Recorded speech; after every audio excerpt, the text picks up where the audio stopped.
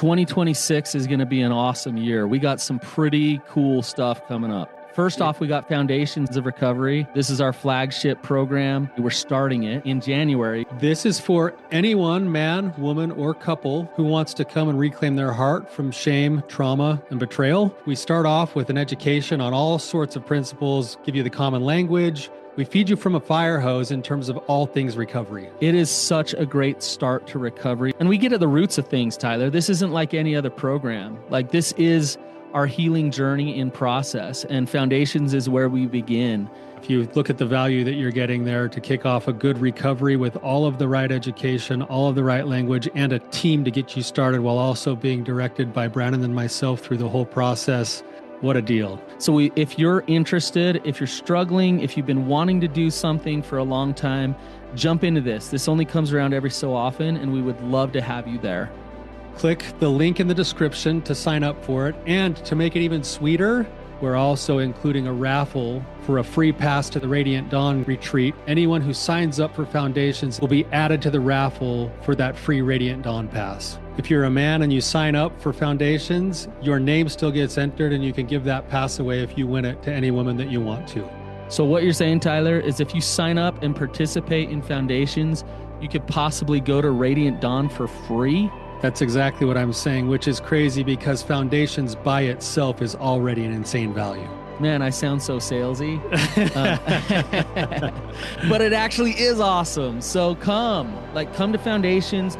And even if you don't come to Foundations, sign up for Radiant Dawn. It's beyond therapy, the best healing experiences that you can have. Click the link below and come join us. How can I find passion in life? Welcome to the Real Talk Recovery Podcast with the Therapy Brothers. We're brothers, we're therapists, and we know recovery. Bring your stories, your questions, your successes with real recovery.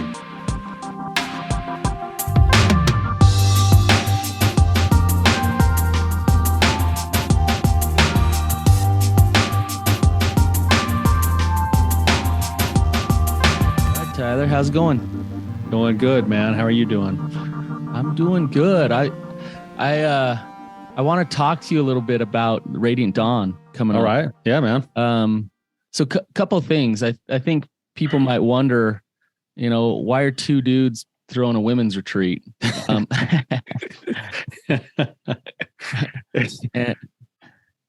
I don't know. What do you say to that, Tyler? Yeah, well, it's funny. It's funny you bring that up, Brandon, because we actually did the last year Radiant Dawn retreat.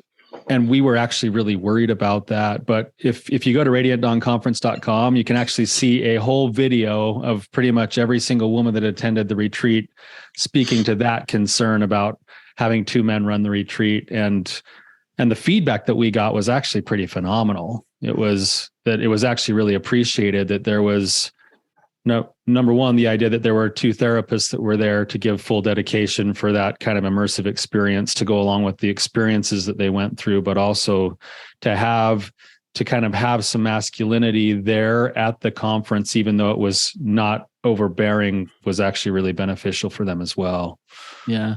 I think too, Tyler, I know for me, and I think for you too, I've always been passionate about treating women and working with women, and I feel like it's one of my strong suits. And the other thing is we have a team of women behind us at that thing. It's not just you and I.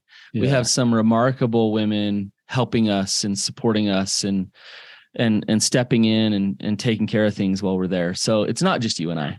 No, no, but I will say this, Brannon, that I think out of everything that I do in my day-to-day, whether it's the podcasting, whether it's my own therapy, whether it's running my own groups, and you and I both run women's groups and men's groups on our day-to-day jobs too. But the retreats that we do, and that Radiant Dawn retreat that we did last year was spectacular. It really was impactful and meaningful for the people who came, and for both you and I think. I know for me, I walked away going, wow, that was an incredible experience.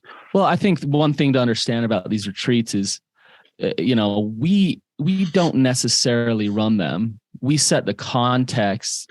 We get people in the right places, and we allow God to step in and open people's hearts up. And whether we're men or not, like that, God steps in and God heals, and that experience that people have, the process that they go through, creates massive shifts in their life. So I can't wait. It's a few months away here. Looking forward to it. It's like it's almost like I'm a kid looking forward to Christmas 3 months early. Yeah. So by the time this comes out, Tyler, I hope there's some spots available. It's filling up fast. Actually, yeah. By the time this episode comes out, it'll actually be probably 3 weeks from the time we're recording. So yeah, if you're on I'm telling you right now, if you're on the fence, pull the trigger right now, or else your chance might be lost, because there will be a wait list for it by the time we're done. So. Mm-hmm. All right, Tyler, let's get into the question here with Moises. So Moises, welcome to the show. Hey, thanks, guys. If you could give us a little background and tell us what's going on with you, and then ask your questions, that'd be awesome. All right. Yeah. I think my story is similar to a lot of the people that come on here. Started looking at porn when I was 10. And that's obviously affected my life in a huge way. I went through some pretty big traumas that I wasn't really willing to realize until recently, and realize the effect that they had on me. And the reason why I asked this question is just because I realized that some of those things have put me in a spot where I don't know how to do that. I don't know how to find passion. So just looking for some help on that. Awesome, Moises. You don't have to share more than you feel comfortable, but what are some of those things, or at least the nature of those things, that have led you to the point that you're at right now? Yeah. Well, I think there's a big one that happened 8th grade, a long time ago. And basically what happened is I was accused of rape, and spread around the school as it does. And finally, after a few days, the woman admitted to her parents that it was a lie. And, I don't blame her. It kind of got spread without her knowing, and she got scared. People do dumb things when they're scared. And so I don't really hold much animosity towards her, but when it happened, it was obviously pretty freaky thing for me. It hit my friend base pretty hard, hard enough that, it feels like there was a rift between us that never got mended. And, I was with those friends because we were in a band, and I was good at guitar. So, I kind of stuck around because I could provide that specific thing for the band. But other than that, as far as friends go and having friends, it kind of died right there. And it pushed me deeper into shame. It pushed me into pornography and other things that, just kind of killed my spirit, so that's one of them. There's some religious trauma in there too. And a lot of stuff with the mission, being an LDS guy going on LDS mission. There's some trauma that happened there that, took a while for me to admit. Anyway, I don't know how I'm willing to go all into that if you guys want to ask more questions, but that's kind of the basis of some of those things.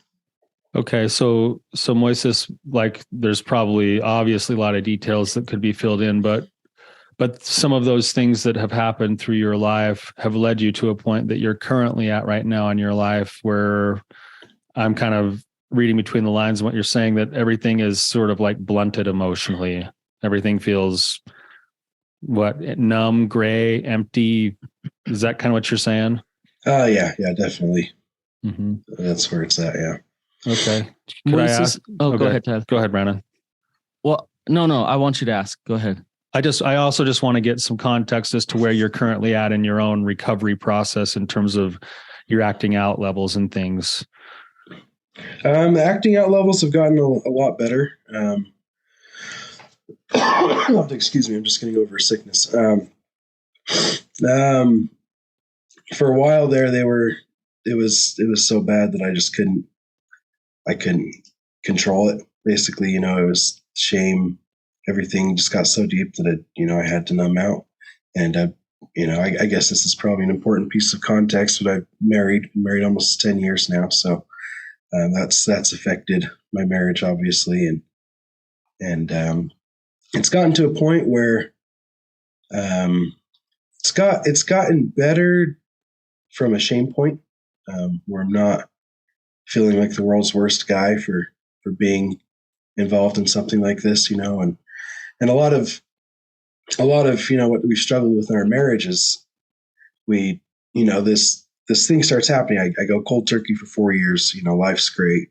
And about 6 months into our marriage, it starts creeping in again. And, there's all these questions of, okay, well, what am I doing wrong? Where's my faith? And my wife's on the other side, like, I'm not pretty enough. What am I doing wrong? And it's just, that just fed into the shame. It got worse and worse. And then it just became a full blown problem again. And, but it's been probably about a year and a half, 2 years where it's, we finally realized, okay, porn isn't necessarily the problem, it's the symptom, and we've been focusing on it as the problem, and it's just kind of made it worse.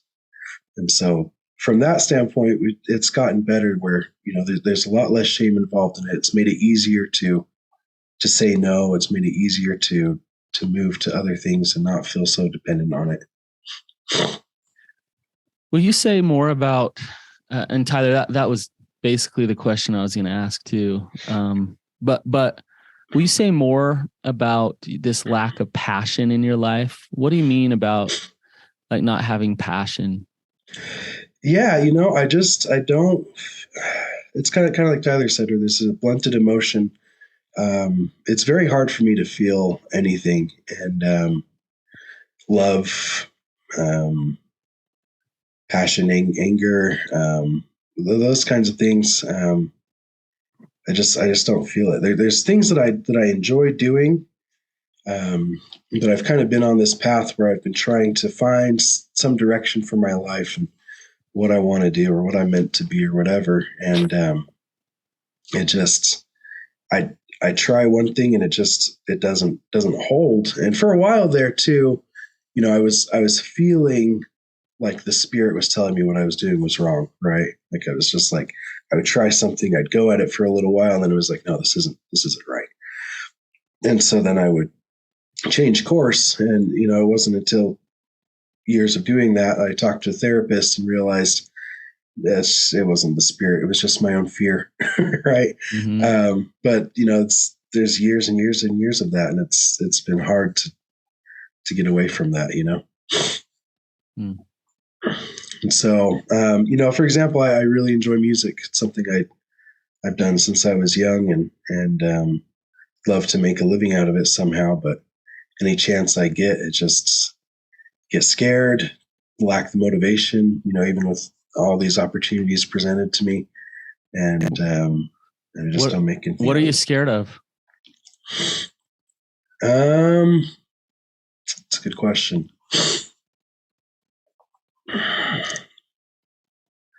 I'm afraid of failing. I think that's a pretty obvious one. Especially with something like music, it's definitely a hard career path to go down. I'm afraid of my own ability. I feel like there's a big lack of ability there. I think a common feeling I have in a lot of my life is that I just don't have it. Whatever it is, it's just kind of lacking. So I'm afraid of failing, but I'm afraid of finding out more that I don't have it, and then falling deeper into depression about that or whatever. Okay. Moises, what would happen if you found out you didn't have it? What would be the worst? What would be so horrible about that? Well, it would suck. That's for sure.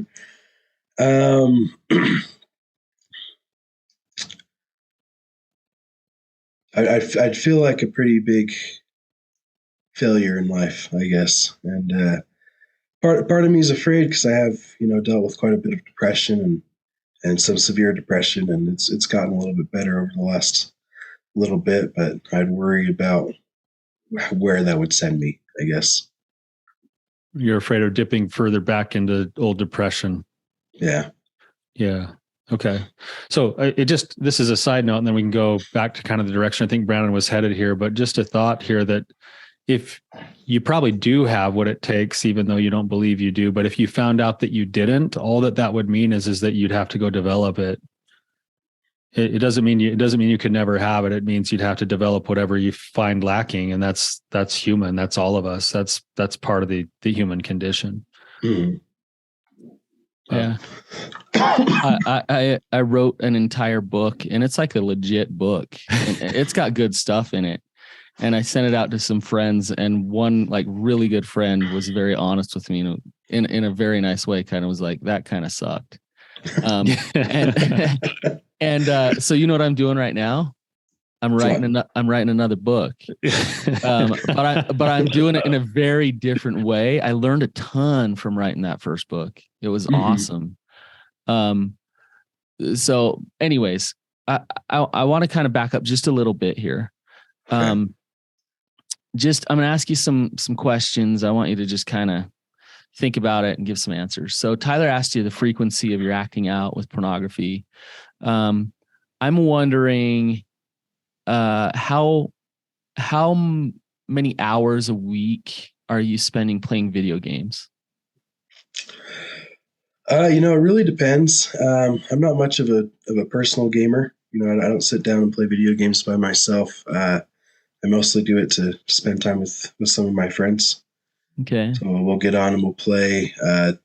New game just came out, Call of Duty, pretty popular game. So we've been on 3-4 times a week. But before that, a couple months before that, I think I got on maybe once or twice. So it's kind of not overly excessive, you would say? Yeah, no. Okay. How is your diet? It's getting better. It's something that I've worked on a lot, and I felt like it's kind of backfired. Recently found out I have low thyroid, so I've just started medication for that, and I feel like that's made the effects of me trying to be good with my diet better. And Okay. so for a long time though, it was a big stressor because I felt like I'm doing the right things here with my food. I'm trying to eat right, trying to eat at proper times, all those things, and it wasn't doing anything. I was feeling worse and worse, but it wasn't really about that, right? Okay. How balanced is your use of your phone? Like, are you on social media a lot? Do you numb out with games on your phone, or how is that? I'd say social media is my most common use of my phone. Okay. How much do you use it?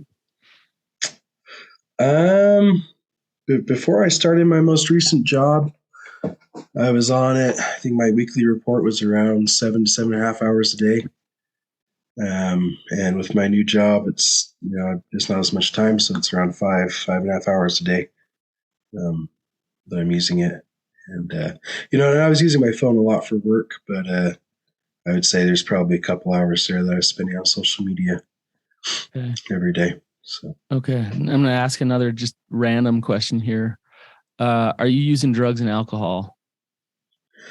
Drugs, no. Alcohol, very, very rarely. It's just kind of a drink with dinner every now and again. But I ended up getting gout, so I've stopped that. Okay. Yeah. Tyler, anything else you can think of? Well, I know going down the list here. Yeah, I think I know where you're going, Brannon. You're basically you're trying to figure out all of the anesthetic that's going on in Moises's life. Yeah. If we're talking about feeling passion, and your dopamine receptors are shot, then if you have a success with your music career or whatever, it's not going to really feel that great because you're not feeling those feel good feelings because you're numbing your life out. Brené Brown's, I think probably her most famous quote is, "You can't selectively numb your emotions." And so if you're numbing your life out in any of these ways, and it's a consistent numbing going on, then we need to remove the numbing a little bit. And it's really a catch-22. You might be numbing your life out because you don't feel purpose and passion. But, and at the root of those addictions is that. But at the same time, you're not going to feel purpose and passion unless you sober up. Mm-hmm. But Moises, what you said, I do. There's probably, if I were to dig in to the using things, we'd probably find some things more. But it doesn't sound extreme. It doesn't sound like any addictions are really running wild here. Maybe other than the pornography. Mm-hmm. Tyler, would you say it does? It does sound though, and I think a lot of our listeners would probably relate to this. It sounds though that there could be some things going on here by committee. When you're eating a certain way, when you're playing a certain amount of video games, when you're on your social media a certain amount, when you're having a little bit of alcohol, none of those things in and of themselves would warrant them being like a big addiction or a problem. But when I go from one numbing thing to the next numbing thing to the next numbing thing, it kind of makes sense that I'm feeling a little bit numb in my life. And Moises, have you ever heard of the term alexithymia? No. Okay, alexithymia is a condition that is basically the blunting of and the inability to identify and process emotions. And with what you've just said to us, with everything you've shared from your backstory and with like some of the current patterns in your life right now, your life is kind of a poster. You're the poster child for alexithymia. Thank you. Yeah. But what we know about alexithymia is that it tends to come when there's been past trauma.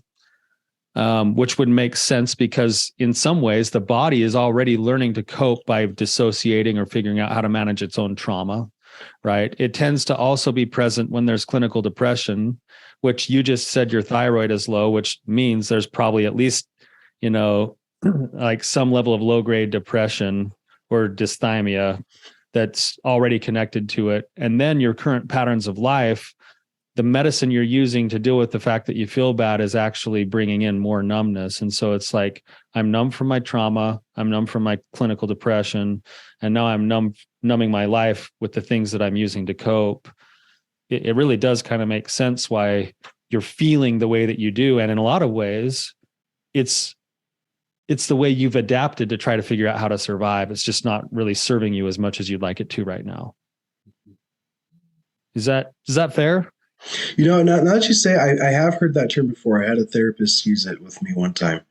I would say for the most part, that's pretty fair. As I look at my patterns, I would say escaping from life is what I try to do more than anything. So I think you're pretty close there.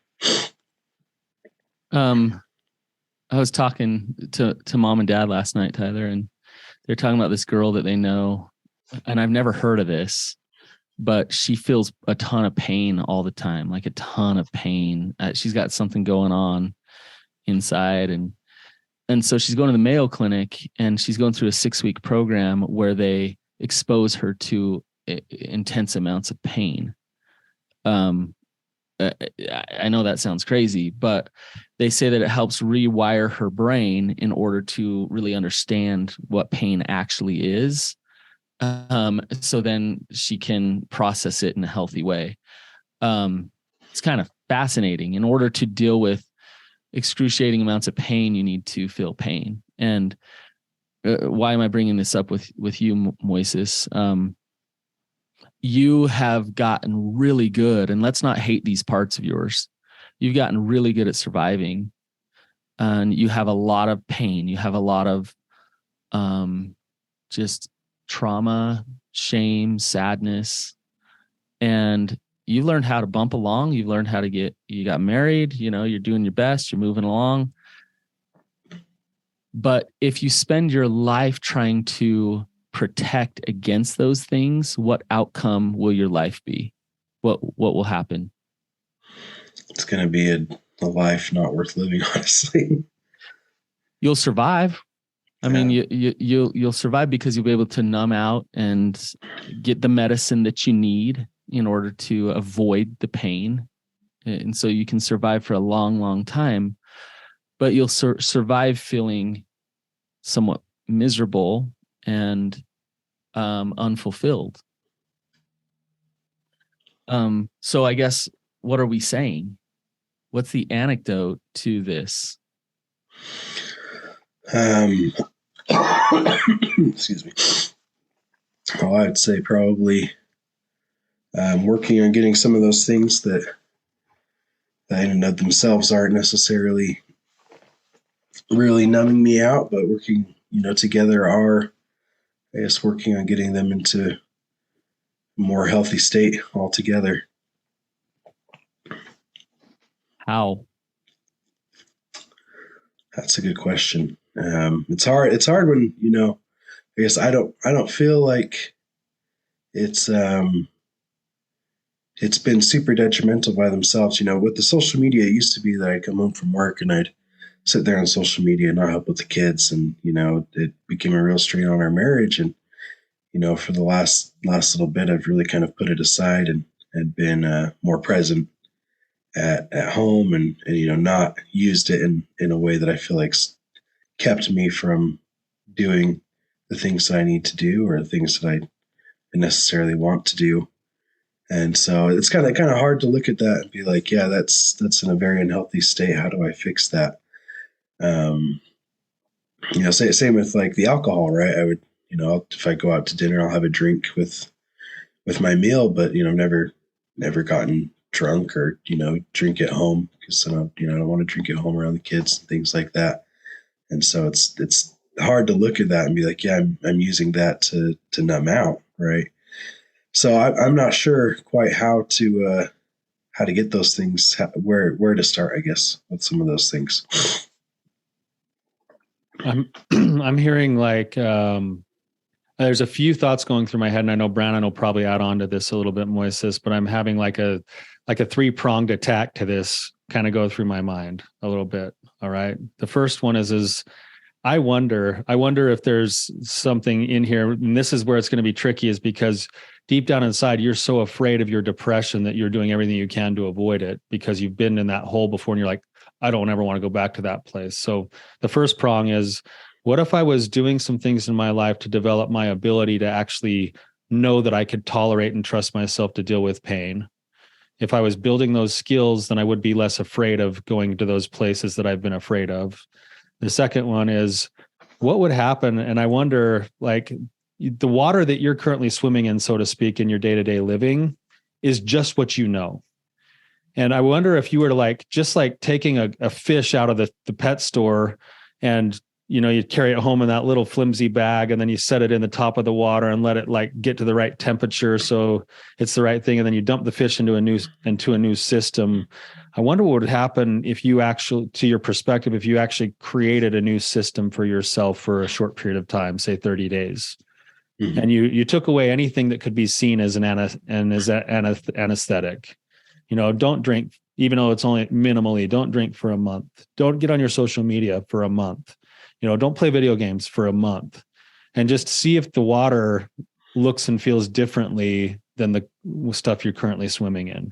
Because it's hard to get that perspective. But Tyler, I want to say this, I've been off sugar for 2 weeks now. Oh. So when you remove the anesthetic, the first thing, one of the first things that you're going to feel is what? You're going to feel a desire to have those things. Yeah. You're going to feel withdrawals. You're not going to feel it the way you just said it. Your body's going to freaking scream at you. It's going to fight like hell. It's going to say, where is this? And then next, after your body freaks out because it doesn't have the things that it's used to, and even like your phone, you can have withdrawals from your phone. Then the next thing you start to feel is the actual pain, the actual feelings of life. Now that I'm not numbing out, like I want to feel passion, I want to feel purpose, I want to feel happiness, I want to feel all those things. But guess what comes with that? The actual sadness, the actual loneliness, the actual demons you've been running from. Yeah. So this is like what we're saying is contrary to our natural response to try to survive. We're saying take it away so that you can feel the things that are that are uncomfortable. Mm-hmm. But I promise you, Moises, I promise you that if you allow yourself to do this, that there is something on the other side. That if you allow yourself to go through the withdrawals, allow yourself to feel the pain that's there and step into it and work through it, there's some peace, there's some light, there's some answers to your purpose and your passion in your life. And through that pain, that's where you're going to find a huge piece of what that purpose is and that passion is. But you'll never know it. You'll never see it unless you allow yourself to go there. Mm-hmm. Does that make sense? Yeah, it does. And, now that we're talking about this, it's got me thinking, there's one thing that, I've always had this desire, I tell my family, like, let's just get up and move. Let's move to West Virginia. Let's just get out of here, and, it's there's always a question of, is that actually going to fix anything, country road. That's right. And, as I think about it, I love my parents, right? I do. But, ever since we had our first kid, I've worked for and with my parents, and I'm grateful for that because, dumb old me decided education wasn't important, and, didn't get an education, and except for worthless associates in music, which, does me nothing, but, didn't do any of that. And now, taking care of 4 kids and the wife and paying a mortgage and all that stuff, it's, it's hard to find a job that's going to provide that for us, right? So I'm grateful to my parents for that, but I also wonder how much that keeps me in a safe space where I don't have to step out and grow, Mm-hmm.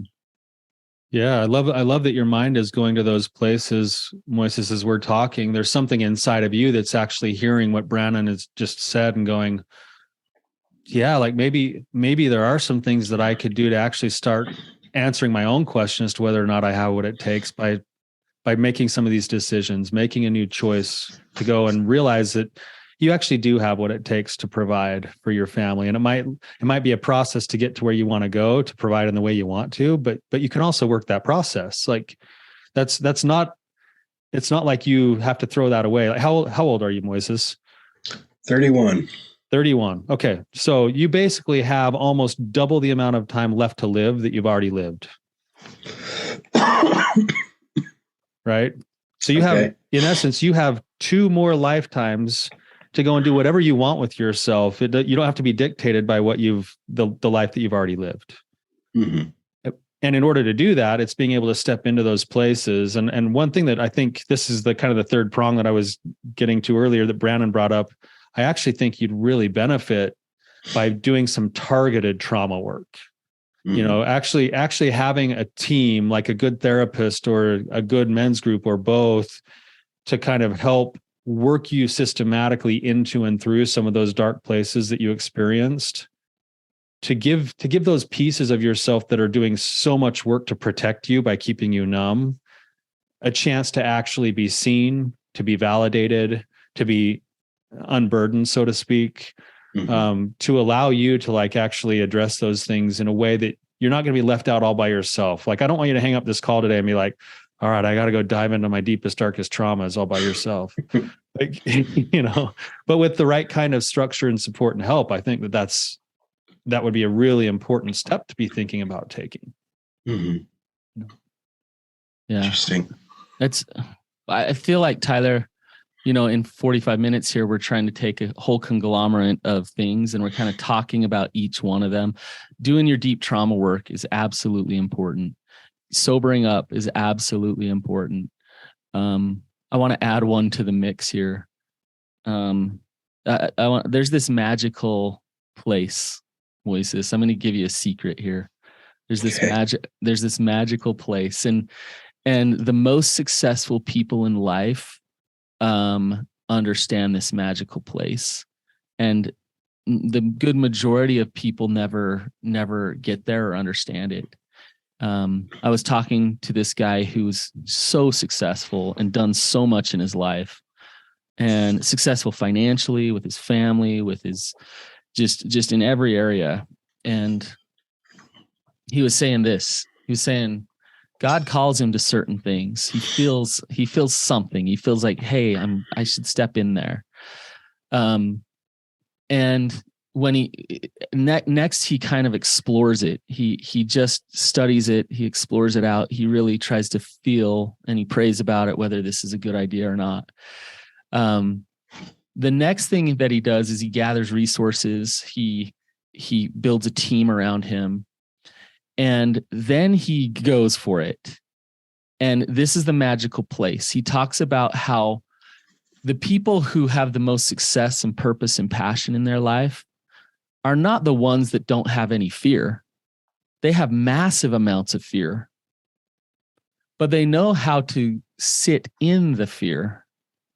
They know the discomfort of it, and they also have this belief that, and this is true, if I do fail, that's awesome, because that's part of the process of me succeeding. So there's no such thing as failure. If failure cannot happen. So yeah, okay, I start a business, or I go for it with music, or I'm going for it in terms of intimacy with my wife, or whatever it is. If it goes bad, then it actually goes good. You follow me, Moises? I'm trying. The last one was a little weird. But. You guys laugh because you think I'm crazy. Laugh all you want, but that is the magical place. Right, Tyler? Yeah, you just sounded like, for anyone who's watched Mystery Men, you sounded like the character, the Sphinx, that basically just like puts words back to back and then makes himself sound like he's really, really wise. But thanks for undermining that whole thing. So regardless of the fact that you sounded like the Sphinx, everything you just said is spot on. Thank you. It's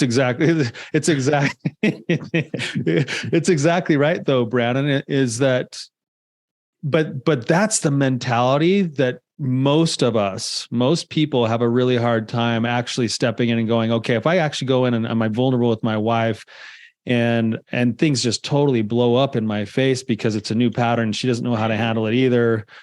The pain that I feel wants to reinforce that I did something bad.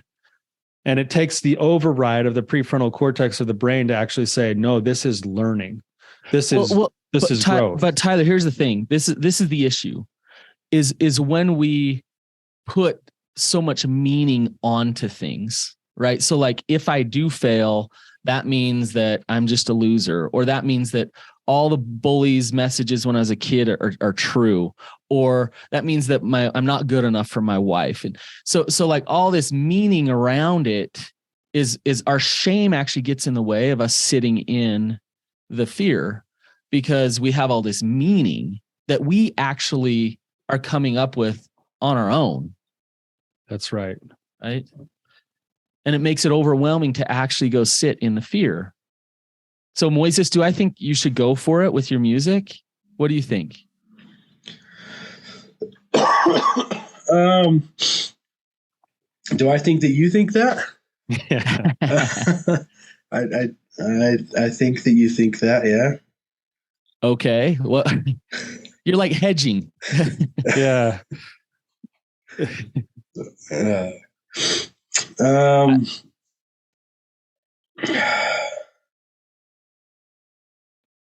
Yeah, I guess, yeah. Set. The road to success is full of failures. And what you're doing is you're sitting on the side of the road, watching people pass by and watching life pass by. And you're like, well, I could get on the road, but those failures are But I don't want to get obliterated by the failure, because if I fail, it means I suck. It doesn't mean I grow. Because my shame and my trauma tells me that I'm bad and I'm not okay and I'm not good enough. And I don't want that to be seen or proven true. Mm-hmm. Right? Yeah. Yeah. You're playing it safe. That's definitely what I've been doing. I'll live a life. Mean, it's, and it's hard because, I've been burnt a lot, right? And it's hard to get back on the road and want to do that again, And I feel like anytime I've tried to be myself or, be passionate about something, it's just come back and bit me in the ass, right? So it's hard. It's hard to want to get back on there. Right. But the price that you pay is a life of numbness if you don't. You have to choose, do I want a life of feeling with all of its spectrum of feeling, or do I want a life of numbness? And at the end of the day, if I sit on the sideline, I'm choosing the life of numbness. And some people, a lot of our clients will say, especially as they kind of start to climb out of the alexithymia place, when they start to actually do the right kind of work where they treat themselves differently and they start to identify their emotions and they work through some of their trauma, they'll say that the biggest hell in their life was the place where they couldn't feel, and that they would rather feel everything than not feel at all. Mm-hmm. And, there's one of my favorite quotes comes from C.S. Lewis. And I just like for you to listen to this for your own circumstance, Moises. It says, to love at all is to be vulnerable. Love anything, and your heart will be wrung and possibly broken. If you want to make sure of keeping it intact, you must give it to no one, not even an animal. Wrap it carefully round with hobbies and little luxuries and avoid all entanglements. Lock it up safe in the casket or coffin of your selfishness. But in that casket, safe, dark, motionless, airless, it will change. It will not be broken. It will become unbreakable, impenetrable, irredeemable. To love is to be vulnerable. Yeah, that's a beautiful quote. Yeah. That quote just God, I felt that slap me across the face. Moises, I can't imagine, that nailed it. I got the chills a little bit here, because your question, Moises, is a question I think that most people have. How do I feel passion in my life? How do I find purpose?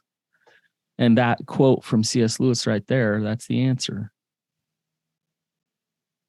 It's right there. This is cliche, but just Google Abe Lincoln's list of failures. The dude changed the world, changed it. And we just see the final product of the president who was courageous, who changed the world, but he had a life of failing. He was an utter failure. Yeah, I think Oprah has quite a list too. I mean, we could go down the line and these people, it's that show A Wrinkle in Time. That's all about that. It's that magical place. It's that understanding that we are here to learn. It's the growth mindset. We're here to experience. And if that's the case, then I'm going to spend my life experiencing, and I'm going to see where God takes me in that process. Go to my Instagram today. I got some crappy posts for a long time. I was trying to learn how to do it, And so we all have this battle to fight. We all have these demons that come up that want to shove us down and keep us out of the game and keep us on the side of the road. And from a really young age, Moises, you've learned how to avoid the demons. Now learn how to make buddies with them, hang out on the road with them, and then move forward anyways.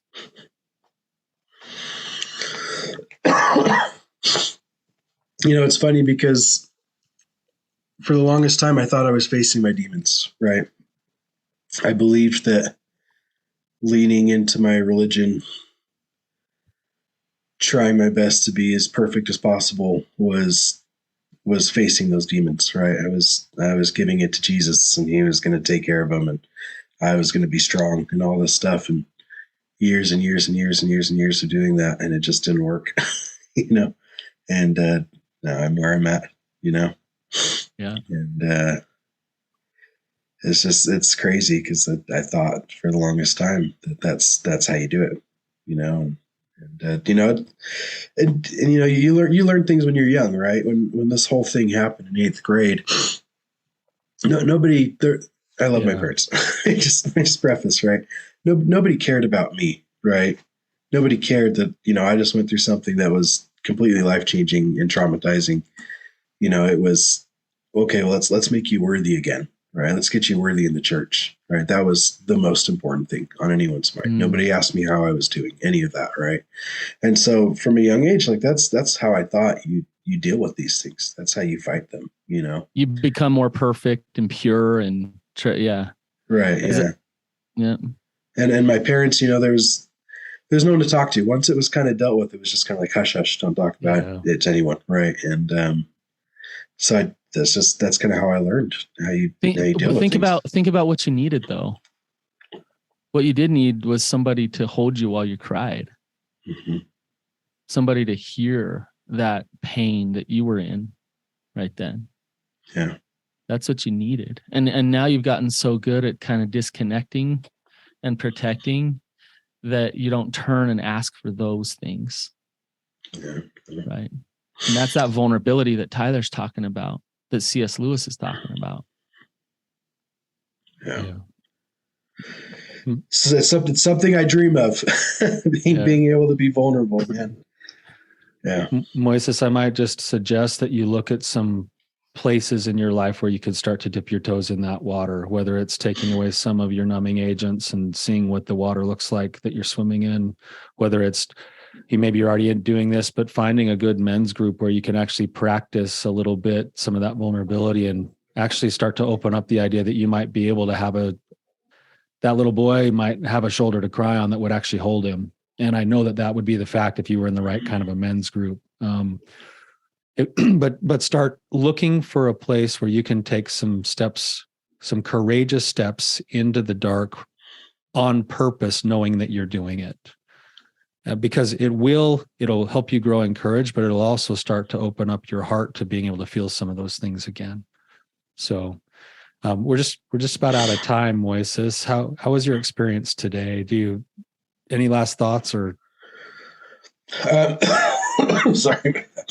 No, it was great. I mean, I don't know if that's the direction I was thinking this was going to go, but I feel like it was very helpful.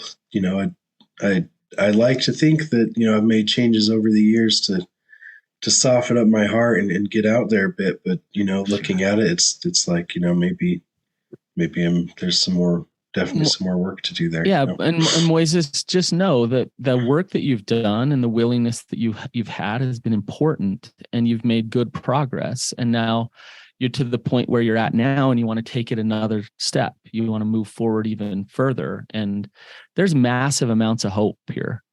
You're not stuck in that coffin that Tyler was talking about forever. You don't have to be.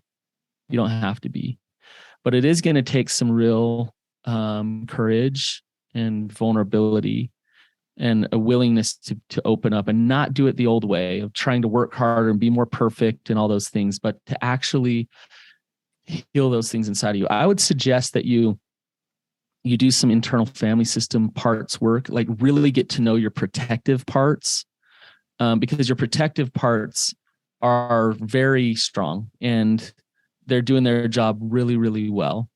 And so you kind of get to know your shadow a little bit and understand those parts of you and have compassion for yourself.